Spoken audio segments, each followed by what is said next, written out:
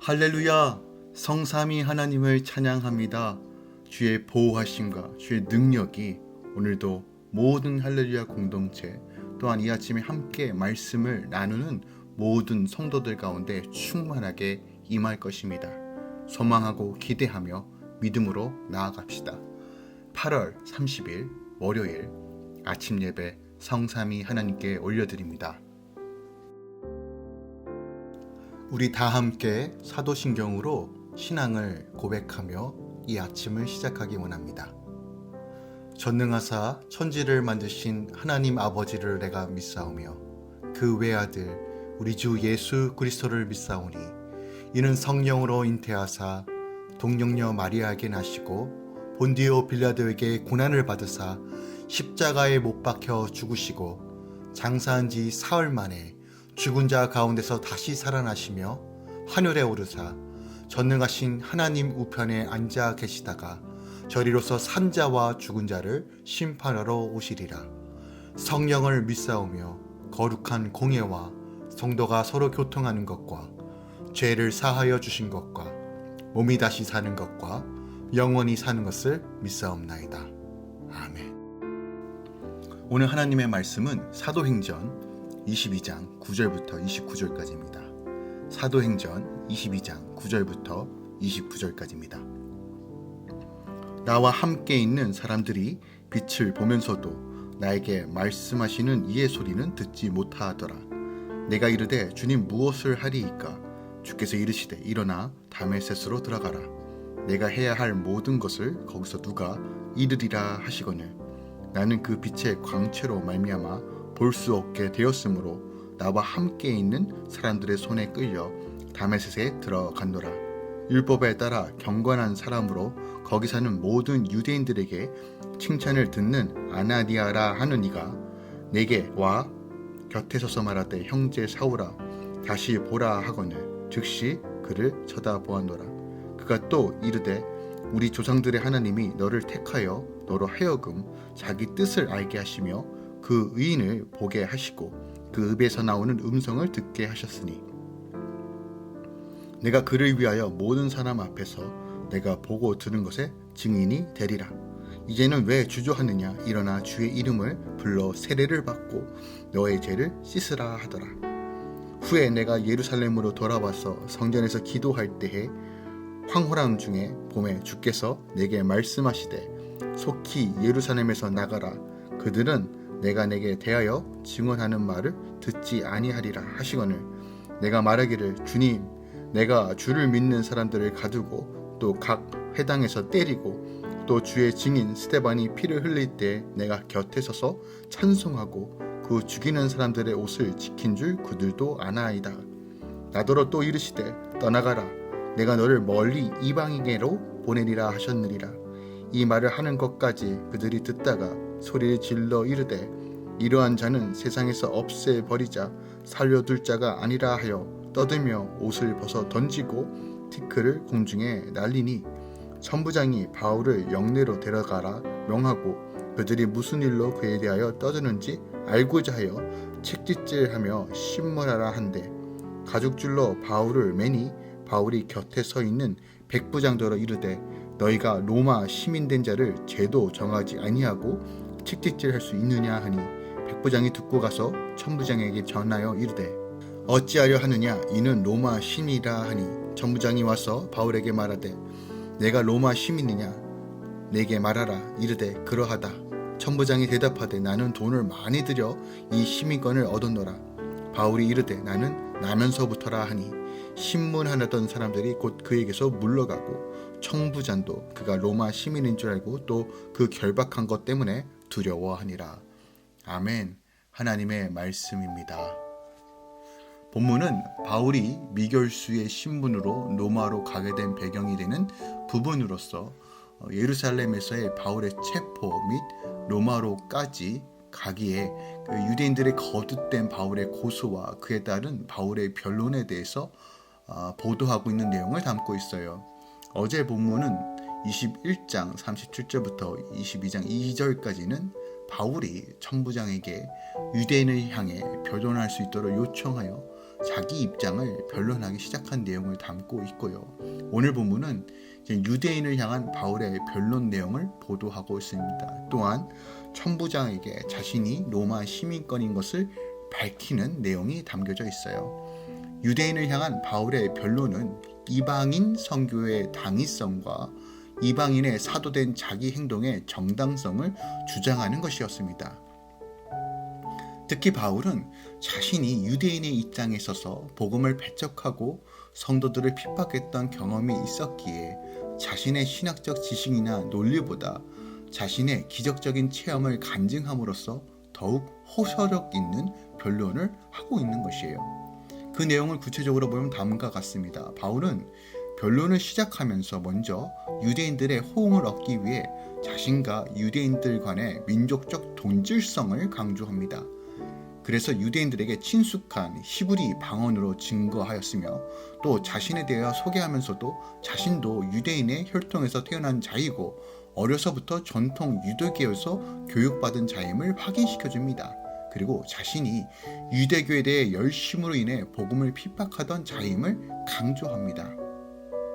그리고 바울은 이렇게 유대교에 철저했던 자신이 변화된 계기를 설명하고 있습니다. 먼저 바울은 다메섹 도상의 체험에 대하여 증거하는데, 바울은 자신이 다메섹으로 가던 도중에 부활하신 예수 그리스도를 만나서 변화되었다는 극적인 반전을 간증하고 자신의 영적 변화를 더욱 크게 부각시켜 설명하고 있습니다.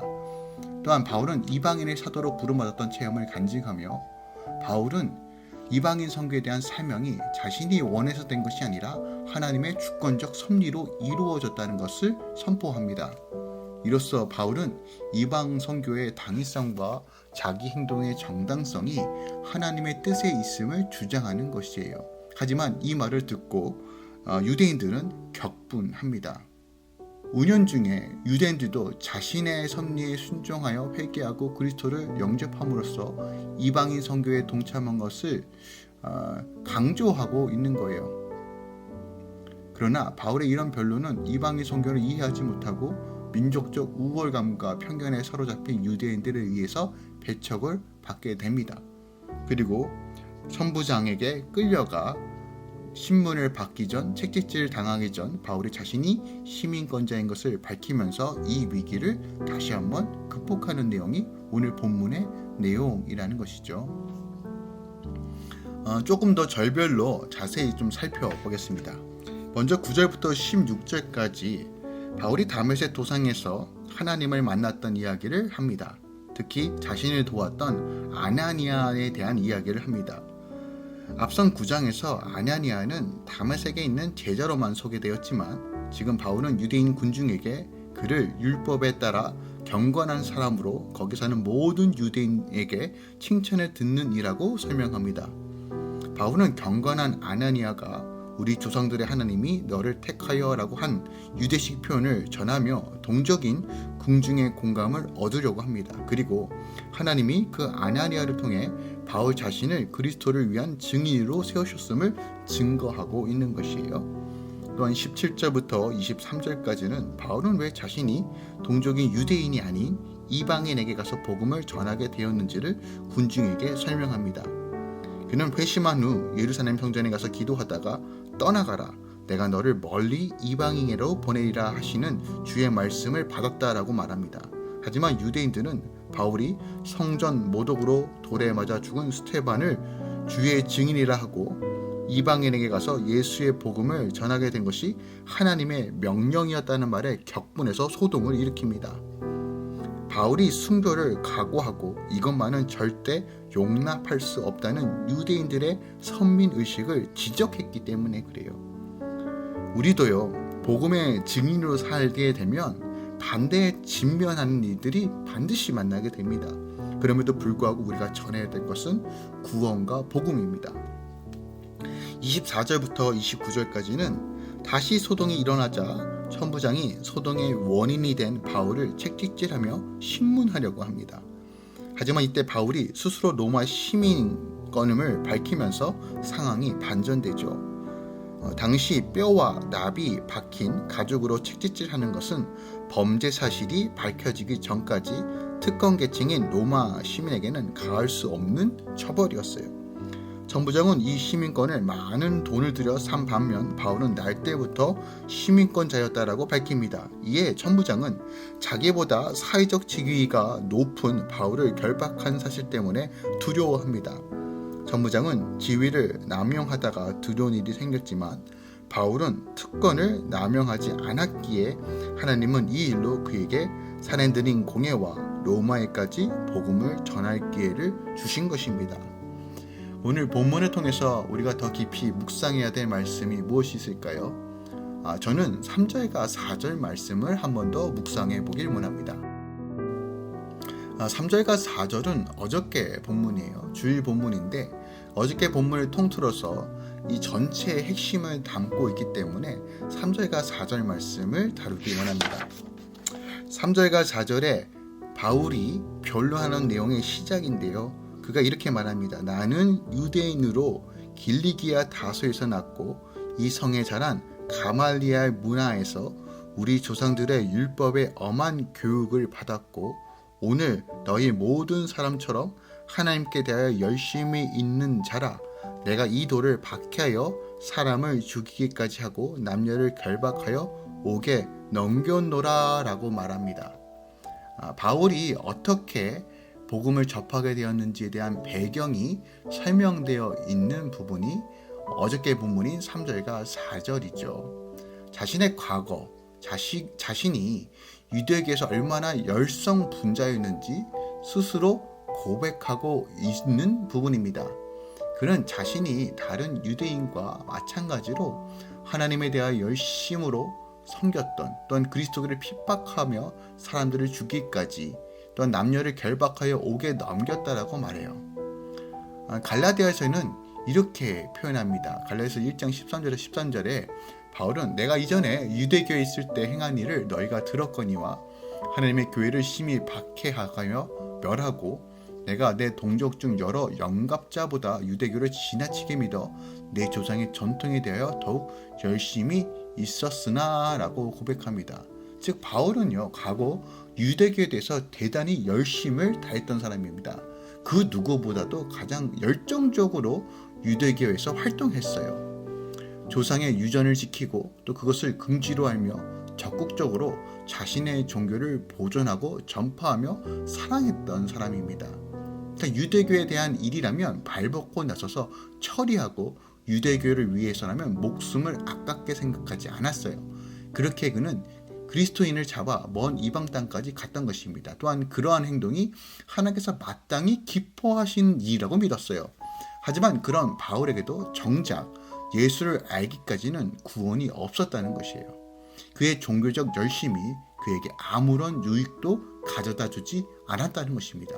그가 자기 종교에 대하여 열심을 내면 낼수록 그의 영혼은 더욱 황폐해져 갔고 다른 사람에게도 해만 끼칠 뿐이었다라고 지금 바울이 이 전체 변론을 통해서 말하고 있는 것이에요. 여러분 이러한 사실을 통해 우리가 알 수 있는 것이 무엇입니까? 즉 종교적 열심만으로는 구원에 이르지 못한다는 것. 결국 종교적 열심은 아무리 탁월해도 그 안에 예수가 없다면 자기에게 아무런 유익도 되지 못한다는 진리를 선포하는 거예요. 즉 종교적 열심은 결코 하나님의 나라를 보증할 수 없다는 것입니다. 여러분 종교적 열심으로만 본다면 기독교가 아닌 타 종교가 거의 따라올 수 있을 정도로 열정적입니다. 신천지 보세요. 여호와의 증인 보세요. 몰몬교 보세요. 얼마나 열정적으로 전도합니까? 하지만 진리에 거하지 못하기 때문에 그들에겐 하나님 나라가 없죠. 자신의 종교의 신념을 위하여 목숨과 같은 것도 내어 던질 정도로 정말 열정적이지만 오늘 바울이 무엇을 지적하고 말합니까? 그 열심이 구원에 이르지 못한다는 것이에요. 우리도 마찬가지입니다. 우리 스스로가 돌이켜보길 원합니다. 나의 열심이, 나의 섬김이 정말 예수 안에서 하고 있는가를 점검하셔야 돼요. 행위가 아니라 주님은 관계를 원하시고 행위가 아니라 주님은 교제와 친밀함을 원하십니다. 아무리 많은 지식을 가지고 있다 하더라도, 아무리 다양한 신학적인 생각으로 우리가 내 스스로를 채운다 하더라도, 많은 성경 구절을 외운다 하더라도 그 말씀 하나하나에 말씀하시는 그 하나님과 교제와 그 친밀함이 없고 내 안에 예수가 없으면 모든 것이 헛된 것입니다. 바울이 말하는 것입니다. 자기중심적 신앙생활, 자기 만족을 위한, 자기 영광을 위해 열심을 내는 그 모든 것들, 종교적 행위는 결국은 나에게 아무런 유익이 없다는 것입니다. 더 나아가 남에게까지 해를 끼칠 수 있다는 것이에요. 기독교의 신앙생활은 예수 그리스도를 중심으로 예수 그리스도의 영광을 위해서 할 때만이 의미가 발생합니다. 즉 주님과의 교제가 가장 최우선으로 이루어져야 되는 거예요. 많은 것을 이해하고 많은 것을 습득하고 많은 것을 배우는 것이 중요한 것이 아니라 그 말씀을 통해서 나에게 말씀해 주시는 그 음성을 듣고 주님과 교제하며 주의 뜻을 분별하며 주님과 소통하며 그 친밀한 가운데 거하는 것이 바로 그리스도교의, 기독교의 핵심이라는 거예요. 즉 우리는 늘 어떠한 것을 행하기 전에 내 안에 정말 예수가 있는가, 주님은 무엇을 원하는가, 주의 뜻이 무엇인가를 늘 갈망하고 기도하며 애쓰며 주의 설교죠. 골방에 나아가 은밀하게 주님과 대면하며 나아가는 것이 중요하다는 것이에요. 특히 한국 사람은 종교적 열심이 있습니다. 어떤 몸으로 헌신하는 것에 대해서 굉장히 도전적이고 어떻게 보면 그것으로 인하여 많은 교회들이 성장한 것도 사실입니다. 그러나 우리가 다시 한번 내 열심의 중심이 정말 예수인가, 주님과의 교제와 그 사랑에서부터 시작되고 있는가, 아니면 지금 나는 무엇이 지금 어그러져 있고 깨져 있는가를 점검해 보셔야 됩니다. 만약 내 안에 예수가 없는 것 같고 주님께서 주신 기쁨이 없는 것 같다면 기도의 자리로 나오십시오. 예배의 자리로 나오십시오. 하나님과 대면하시고 다시 한번 내 안에 어둡고 깨어져 있는 것이 무엇인지 주님께 아뢰며 다시 한번 주의 만지신 거 회복하심으로 다시 한번 주님의 친밀한 가운데 예수 안에 거하며 예수를 증거할 수 있도록 사모하십시오. 그때 주님께서 우리의 마음을 만지시며 생각과 마음을 충만하게 하나님으로 채우실 것입니다. 바울은 예수를 얻는 것 외에 그 모든 것을 배설물로 여겼습니다. 그리고 오직 그리스도를 믿는 믿음으로 말미암아 의롭게 된다는 사실을 빌립보서 3장 8절과 9절에 선포합니다. 예수가 전부입니다. 그분을 아는 것이 전부입니다. 지식이 아니라 관계입니다. 이 사실을 놓치지 않고 오늘 하루도 주님과 동행하며 주님과 그 은밀한 가운데 들려주시는 사랑의 메시지 가운데 반응하시며 믿음으로 승리하시길 우리 주 예수 그리스도로 축원드립니다. 기도하겠습니다. 사랑하는 주님, 오늘 사도행전 22절 말씀을 다룹니다. 바울이 어떻게 주님을 만났고 그의 사명이 무엇인지를 깨달았고 또한 그가 무엇을 증거하는지를 말해주는 이 본문을 통해서 다시 한번 내 안에 정말 예수를 믿는 삶이 무엇인가, 내 안에 예수가 거하는 삶이 무엇인가를 다시 한번 생각해보고 다시 한번 주님께 더 가까이 가는 시간 되길 원합니다. 성령 하나님 깨닫게 하시고 알게 하시고 주님과의 그 놀라운 친밀한 가운데 주시는 사랑의 음성에 따라 거하는 삶 살게 하여 주시옵소서.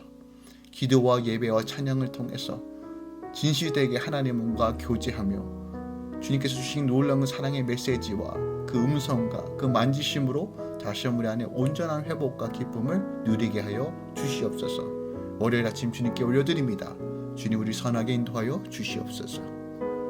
이제는 우리 주 예수 그리스도의 은혜와 우리 하나님 아버지의 놀라우신 사랑과 성령님의 내주었던 충만 역사하심이 오늘도 내 안에 주님을 모셔드리며 주님과 교통하며 주님과 거하는 삶을 살려고 나아가는 모든 주의 백성들과 할렐루야 공동체와 또 할렐루야 공동체가 거하는 모든 처소와 직장과 사업터 가운데 이제로부터 영원까지 함께 있을지어다.